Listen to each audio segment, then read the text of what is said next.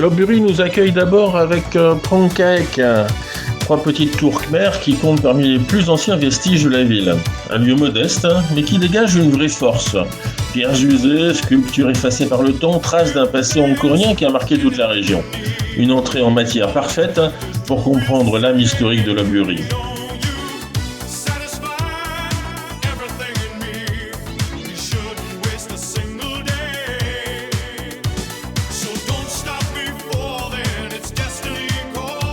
Un peu plus loin, changement total d'atmosphère avec le Pat Narai Ratchanivet, ancien palais du roi Narai.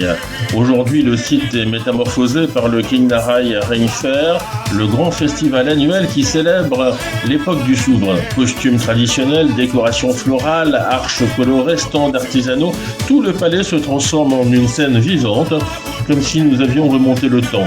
Un endroit magnifique, vibrant, une ambiance de festival qui donne une dimension encore plus forte à la visite.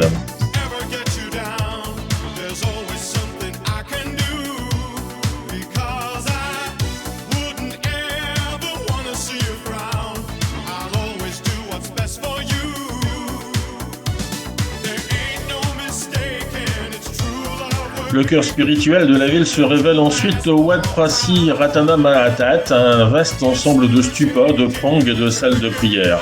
Des ruines qui se mêlent aux bâtiments encore utilisés par les fidèles, créant un mélange saisissant entre passé et présent. On y ressent vraiment l'importance religieuse de Lopburi à travers les siècles.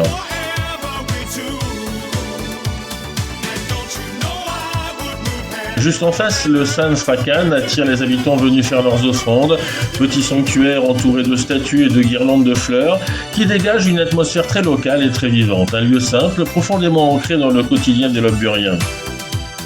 Puis, impossible de ne pas évoquer le Wat Prang Samyot, l'icône de la ville. Ces trois tours khmer, reliées entre elles, forment l'un des monuments les plus reconnaissables de Thaïlande.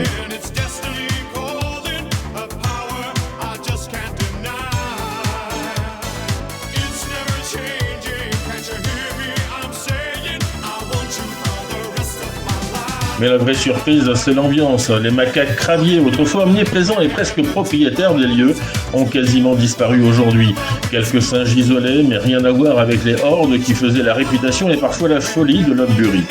Le site semble avoir retrouvé un calme inattendu, presque déroutant pour ceux qui ont connu la ville avant.